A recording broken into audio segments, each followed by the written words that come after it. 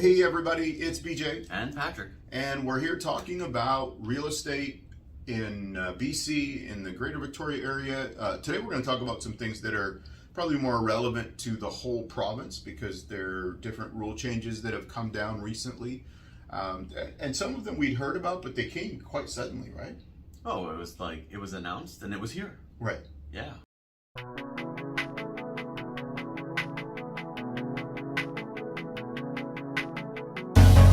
You know, for those that don't know, there are different stratas that have different rules with regards to maybe an age that they want for you to qualify to live in that strata.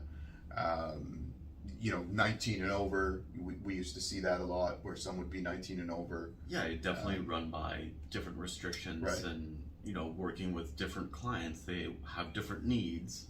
Right. And they would be sort of asking for this or that, and we have to sort of sift through all the listings that are out there, what's available, or on the other end, when we're selling one of those, how does it fit with competing against the other ones with or without restrictions, or different restrictions. Right. So so some of the age ones, I guess. Let's start with that maybe, because they announced the change to that. That's right. So our new BC Premier, David Eby, I used to call him Ebby, I didn't know how it's pronounced, sorry buddy. So they announced with no warning that they are removing all rental restrictions from strata properties. Now there's some exemptions if it's on like a native reserve land or a leasehold, or a different scenario other than just a straightforward strata. Right. Strata property, which would include duplex, half duplexes, so it'd be both sides, townhouses, right, or condos. So they made an amendment to the Strata Property Act. Well, let's start with this part. The Strata Property Act, it was created many moons ago. I don't even know what year it is, but it's probably like 40 years ago, and it allowed people in co-ownership of let's say a condo building to have their own governance, so they could make up their own rules. But the Strata Property Act was like a framework to govern themselves. Right. They could make up any rules that they wanted to. That they all, not all, but we could change a strata bylaw with a 75% majority vote in that condo building, that strata corporation. Sure. So they can make up rules like restricting what kind of animals or what kind of size of a dog or how many of those animals can be there. So they take the standard Strata Property Act and then they can modify it to how they see fit. Right. And this is where it came to.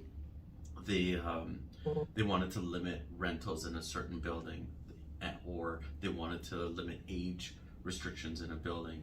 So now having said all that, we set the framework that strata corporations, condos, townhouses, they can govern themselves. They made their own rules, and new BC Premier comes along and says, hey, for increasing the supply of homes in the rental market and the open market for real estate, we're going to change these rules, and we're going to hopefully increase the supply to improve affordability. Right.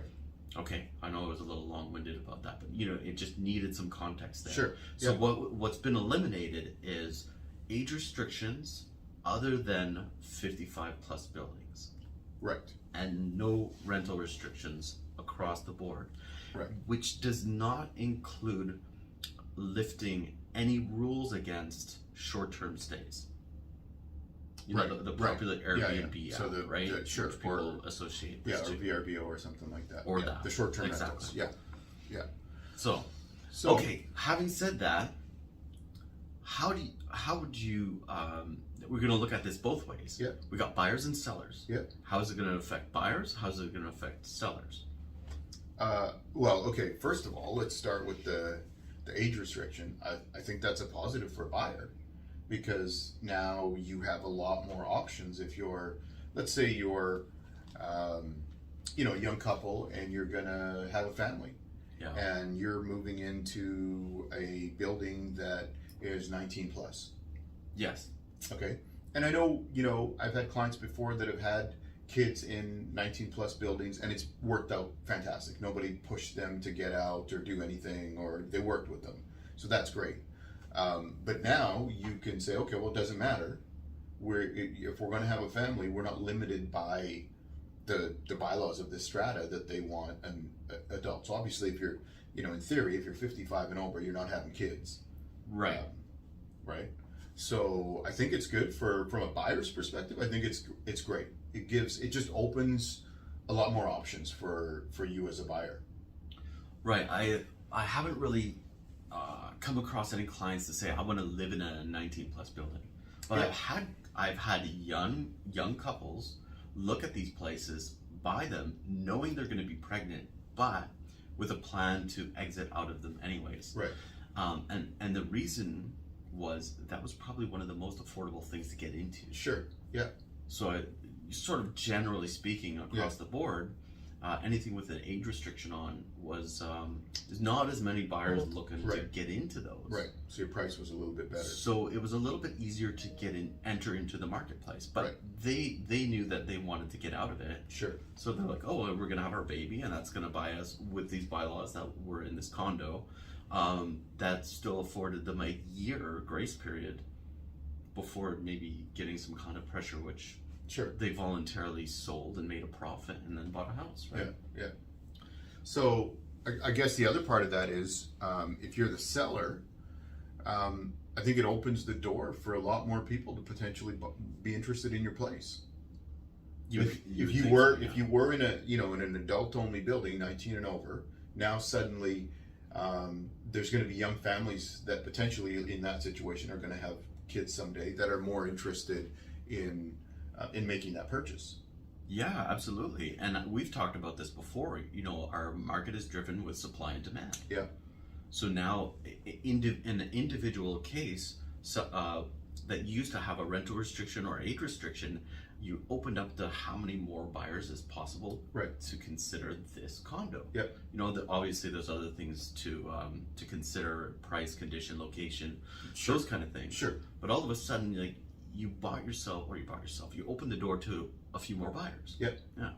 Yeah. So I think, personally, I think it's good. I think it was a good move. I think I get that there may be, I guess we're going to have to resolve as far as how the stratas feel about it. If you're a 19 plus strata and you say, no, we want it to be this way for a reason. Yeah, I was just thinking, even if I'm not selling or buying, but if I own my own condo and I was in that situation and the government all of a sudden changed the rules with a simple amendment to the Strata Property Act, they didn't have to go through a long process of voting on something like that. You probably signed up for a certain lifestyle, and you were that was maybe a motivating factor to buy that particular property over another one. So, and now that's changed. So yeah, I could see some people being frustrated with that. I suppose. I would agree. I see that. Yep. I think that's the other side of the equation, is if you as the owner are saying, look, I came into this building because I don't know, pick an age. I'm in my 40s and I'm not really, I don't want to be in a place where there's lots of kids running around. Sure. Or for that matter, it could be somebody in their 30s that thinks that way, or somebody in their 20s. A newborn, right? These older buildings that have those age restrictions, the soundproofing isn't the best. Right. So if you got a newborn up at night, it might wake you up too, right? So again, these are some things that I think they're going to have to look at, and at some point there may be some strategies that say, no, we're not doing that. It'll be interesting to keep watching the news to see what kind of changes or what kind of unexpected consequences or actions that come from it. Right. So that'll be interesting to watch for. But on a supply and demand sake, I'm going to put it this way: just for age restrictions. So this is what I added up. Right now, there's 720 condos on Vancouver Island for sale. Okay. I subtracted the 55 plus condos, so they're not in my calculation at all. Right. There's 46 condos out of 720 that are 18 or 19 plus restrictions.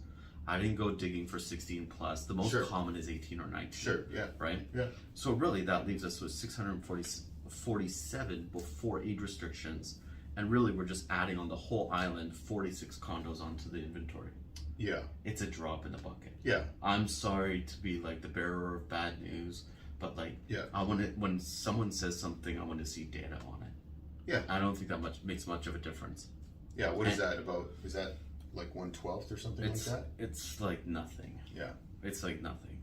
And then townhouses, I looked at that too. I'm like, oh well, is there more of one thing or another? Well, there's even less of them. So on the island there's 438, so 400 and a bit. 22 townhouses have 18 or 19 plus restriction Yeah. right now at this time. Yeah. So if we added those 22 townhouses, if that's either as a rental or as a resale, let's pretend, I don't think it's going to dilute. I don't think it's going to dilute the value of the ones that don't have that age restriction. Sure. Yeah. If anything, the ones with age restrictions were probably suppressed because they had a smaller buyer pool available to them, I agree. and Yeah. they will likely, on average, come up in They value. should come up a little bit. Yeah, they got more buyers available Yeah. to them, right? Yeah. Yeah. Yeah. So, There's my conclusions. yeah, no, I think it makes sense. I mean, the numbers don't lie, right? I appreciate that the government is doing something. We'll wait and see if it has any lasting effect in terms of the change of the age restrictions to the real estate pool. We'll talk about it next time, I guess, about the other side of it, where is the removal of rental restrictions. But that's where There's quite a few more of those. yeah, but I think that's going to be something we talk about next time, because that's not a 1-minute conversation. So No. So thank you all for joining us again today. It's been great hanging out, and again, if you haven't, please subscribe and like. It just helps us to get our podcast out to everybody, and and then you don't miss next time when we post, because we do post regularly, right? We're posting. Yeah, twice a week, pretty much. So. And sometimes I get carried away and we have more content that sometimes it's 3 times a week. So, but we're keeping up with 2 times a week right Okay. now. Yeah. Excellent. All right. Well, thanks for watching, and we'll see you next time. Catch you in the next video.